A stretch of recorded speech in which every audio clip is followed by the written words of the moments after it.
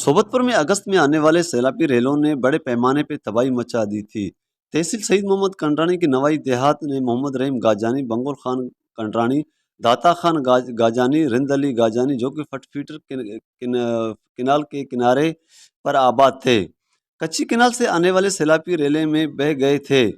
और देहात के जेर काश्त फसल को मुकम्मल तौर पर तबाह हो गए। और सैलाब रेलों में आने वाले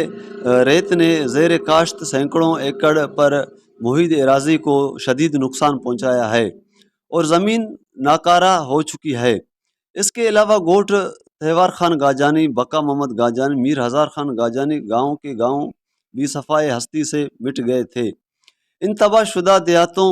के लोग आज भी हुकूमत इमदाद के मुंतज़िर बैठे हुए हैं, लेकिन ना कोई एनजीओज़ वाले इन देहातों में गए और ना ही ज़िला इंतज़ामिया की जानिब से किसी किस्म की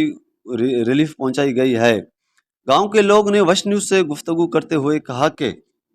बंगुल खान कंडरानी 208 280 बिल्कुल अमन अब लोग बहुत तबाह बर्बाद भी दोस्तों और लोग किसो कब तक माल मवेशी को लोटो बह दोस्तों दान जेको अस्ते गरीबानी हम त माडो हमेशा मर्शिया तक गुरमा गुर कोई इंजोज नहीं आखता ना जिले इंतजामिया सोबतपुर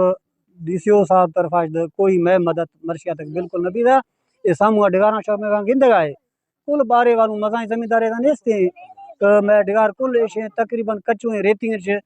2 फुट 6 फुट मैं तो हटाना रेती में गाय बराए मेहरबानी डीसीओ सोबतपुर एमपीओ सलीम खोसा साहब मैं ये गरीबानी हामिदपुर RD 280 मदद कने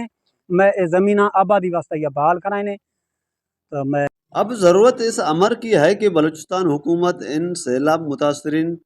की हर मुमकिन इमदाद करें और इनकी ज़मीनें आबाद करने में मशीनरी की फराहम किया जाए ताकि दोबारा इनकी ज़मीनें आबाद हो सकें।